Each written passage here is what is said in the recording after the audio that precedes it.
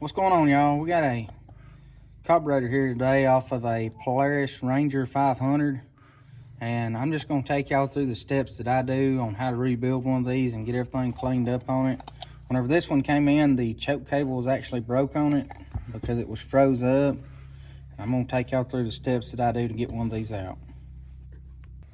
So one of the things I do to get these out is I usually take me some PB Blaster and soak them. And usually it'll take, depending on how bad this is going to be froze up in there, sometimes it may take a day of soaking, just spraying it throughout the day, especially if you're trying to reuse this choke and get it out. This one I've done sprayed a day or so. Usually the choke is going to be up, usually around like this. And with it up like that and spraying it, you can take you a small, make sure all the gas is out of it. I do this on occasions whenever these are hard to get out. I will heat this area up right here just a little bit while I've got my penetrating oil down in it to help loosen some of this up. And I will take a Phillips flathead screwdriver and just lightly go in here to where this slit is at so I can twist it a little bit. You're not wanting to twist it very hard because if you do, this is made out of brass and it will break the ends of it off. As you can see, this cable's still stuck onto the, there we go, onto the choke. But this one came out after it's been soaked. So now we're gonna move on to taking our bowl off.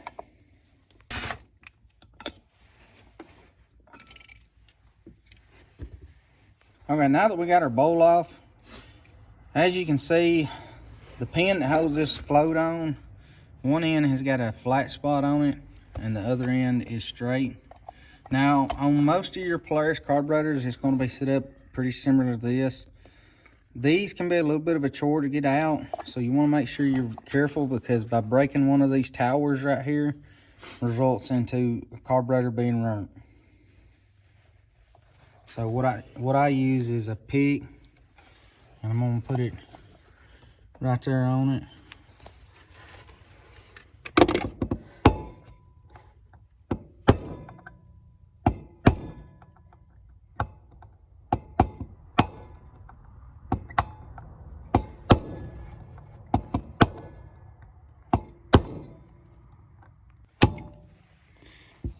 So usually once you get your pick on there, if you'll hold it down on there tight and give it a good solid peck, usually it'll pop right out. Like I said, do be careful not to break this.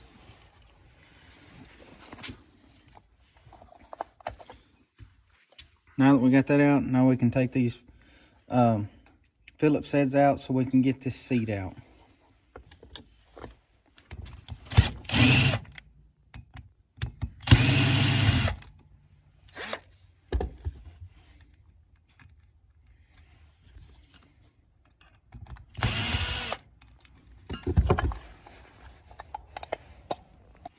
Usually all it takes to get these seats out is just a pair of needle nose, reach down in there and grab it. And set that off to the side. We're not going to be using it. A lot of times these right here get wore on inside of these from the needle working up and down. Next thing we're going to do is remove both our jets.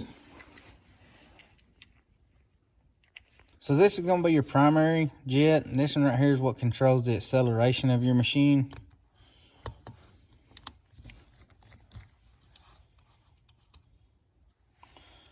Set it to the side.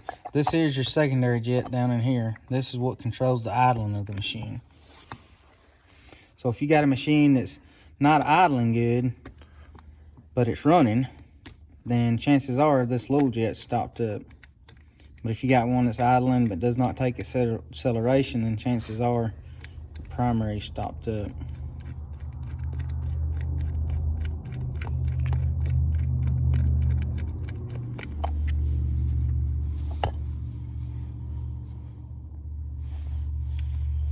Now we're going to move around and take off our top cap.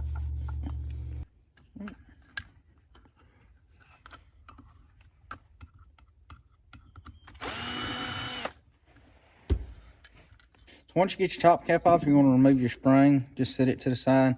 This diaphragm here, what you're going to do is you're going to inspect it. You want to hold it up to some light and make sure it doesn't have any cracks or any tears in it, because anything like that will result into your machine not accelerating like it's supposed to. This one right here looks good. So we're just going to set it to the side. Everything looks good on it. I don't see anything on it that jumps out. Holding it up to the light, I don't see anything. So usually these are good. You want to check and make sure you ain't got no carbon or any old gas built up right here. And like I said, this one here looks good, so we're just going to set it to the side. And you'll have one jet up here in the top that we take out. It's right in here.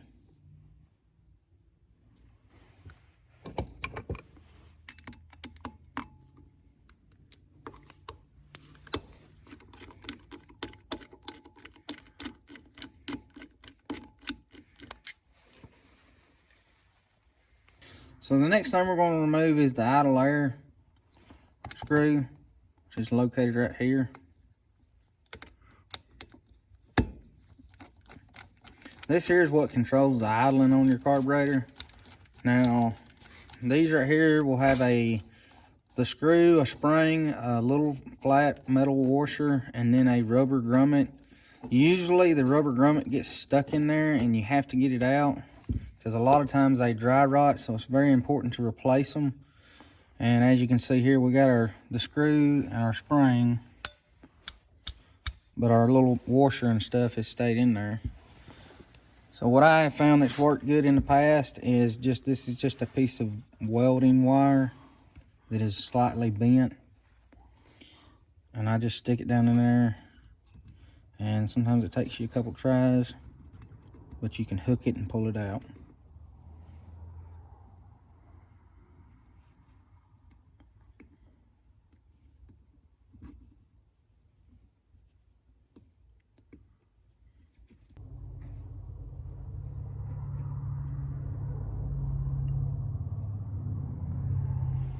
And right there, that's part of our washer. And right there goes the other part. So we got our rubber washer, and like I said, y'all, that right there is as hard as a rock. And there's our little old bitty metal washer, our spring, and all your carburetor kit's gonna come with all this new. So the next thing I like to do, now that I got my carburetor completely disassembled, as you can see, it's a mess on the outside as well. I like to take, you can do this several different ways. I have taken before and run me a piece of wire through here and stand on it and hit them with a pressure washer. Be very careful not to bust these off. Or I've taken a Dremel to them and cleaned them off. So since it's so cold out, we're just gonna take a Dremel and clean all this off, and then we'll take a finer bit and stick down here to knock some of this off down inside here. Once we get all this sprayed off, then we're gonna go back through, and every one of these ports and everywhere we pulled a jet out, we're gonna spray through with some carburetor cleaner to make sure we got everything flushed out of the way. As well as we're gonna go over here, take the bowl, take our gasket off of it, because this gasket here, it's hard. We're gonna clean out our bowl real well, inside and out, with a Dremel and everything, just to make it look as best we can. And then we're gonna start on a reassemble. Okay guys, whenever you're using this stuff right here with the Dremel, make sure you wear safety glasses, because these little things here work great for this small stuff, but they're not probably rated for these high RPMs, and they do sling off after a while, especially on some hard use. So I always make sure I wear safety glasses, and you're going to end up picking some of them out of your clothes.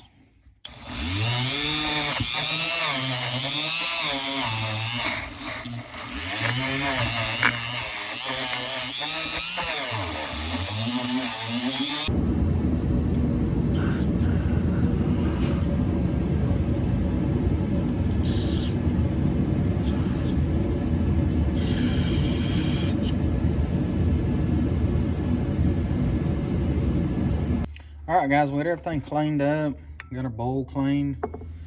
Now, before you put this back together and go to reassembling it, you'll notice that we got a new needle here and a new seat that's got rubber on it, as well as our bowl gaskets made of rubber. Now all these parts right here that've got rubber on it, them and carburetor cleaner will not mix. the carburetor cleaner will make it swell and different things like that. So you want to make sure your carburetor's dry. Either you blow it off with an air hose or just let it sit and dry. Usually carburetor cleaner don't take long to dry out. So just make sure your carburetor cleaner is good and dry. And the same thing goes, I know y'all heard me mention earlier about getting this out. When you're going to get this out and you're using a torch to heat it up here, make sure your carburetor is disassembled, all the gas out of it, and make sure it's dry. So now that we got everything cleaned up, we're going to start by reassembling. The only thing we're going to use out of our old stuff is this metal washer, this little brass washer that goes on top right here. This is our new primary. We're going to put it right here and tighten it down. Now that we got that tightened down, next thing you want to do is install your secondary. It's going to go right in there.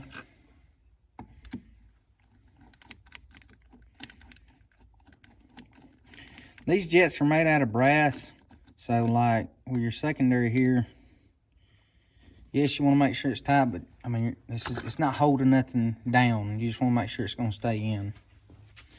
So now that we got that tightened down, our next step is going to be to set up our idling jet right here, our air jet. It gives us, and in just about all carburetors, they come with, some of them's going to come with parts you don't use because a lot of carburetor kits are made to fit several different bikes. One thing you can do to help keep up with what goes where is when you're taking your old carburetor apart, I don't do it, I've done it so much, is like, you know, we can take our old parts here and compare them with the new parts so we know kind of what goes where. But I've done so many of them, I don't have to do that no more. Like I said, right here is our idling, our air jet. You'll do the spring, the metal washer goes on next, and that is so that the spring does not damage the rubber washer.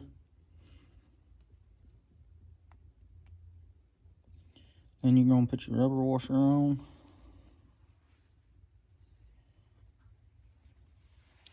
And then it's going to go down in here. And you're going to tighten this all the way down and then back it off about 2.5 rounds.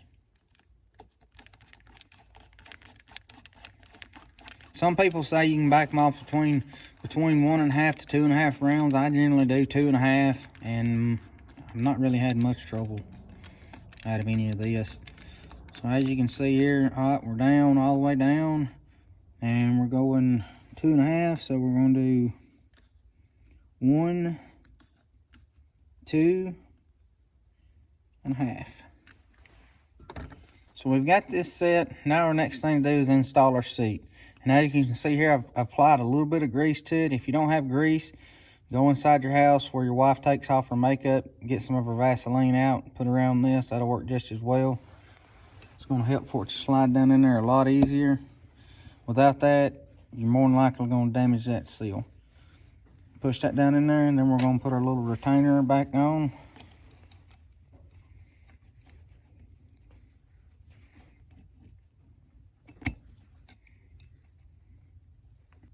This right here is what holds your seat down in place.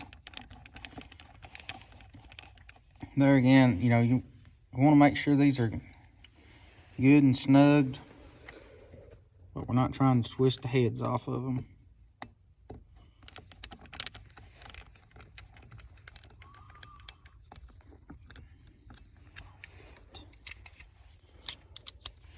So now that we have our retainer installed, next thing you're going to want to do is install the needle onto your float. It's got this little small hook piece here on the top. You're going to slide it over just like so, and slide your float into place. And then you're going to need your pin that goes back through here.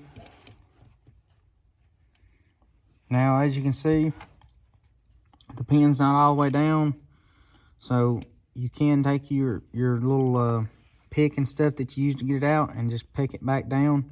As always, be careful, make sure you don't damage these towers.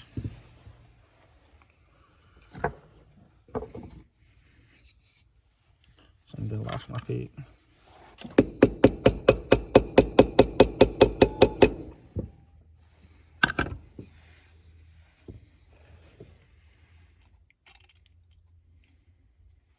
So the next step you're going to do is install your bowl gasket. And this should kind of push down and lock into place. If it was not to push down and it's trying to jump out on you, it is okay to apply a very small amount of sealer down in here to help hold it. But as you can see, this one here is holding itself in place very well. So now it's time to install it onto our carburetor.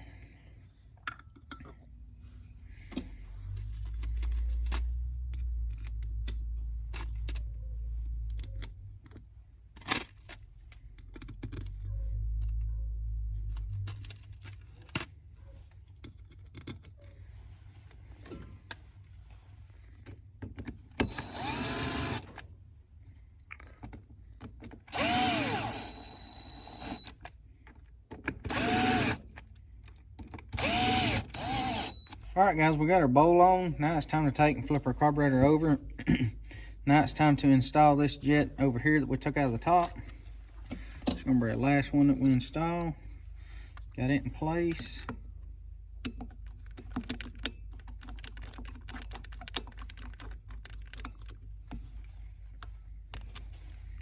Next thing we're going to do is take and install our diaphragm. When you're installing this, you want to make sure that as you're installing it, that it does slide down into that primary. Push it down right here just to make sure everything gets seated good. Then you're going to install your spring. And then install your top cap. It's got a pin right there that the spring sits on.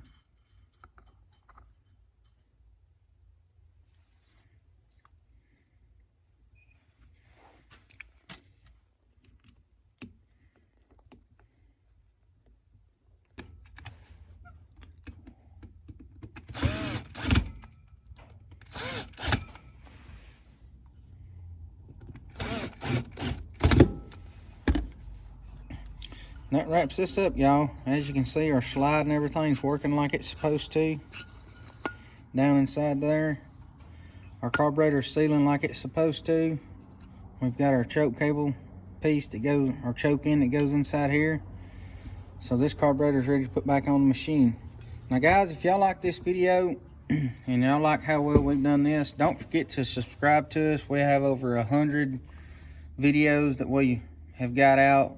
Everything from simple stuff as oil change and doing things such as complete transmission rebuilds and motor jobs for four-wheelers, side-by-sides, and so on. So don't forget to subscribe to our channel. Check us out on all of our other social media platforms. We offer a membership on our YouTube channel. If you're interested in something like that, don't forget to check that out. But if anything else, y'all just subscribe to us. Stick around for more free videos. Appreciate y'all watching. And if you're looking for parts and stuff to rebuild a carburetor like this, check in our description on all of our videos, the stuff we're working on in our videos. We have a list of all the parts and stuff that we use inside our description. Thanks for watching.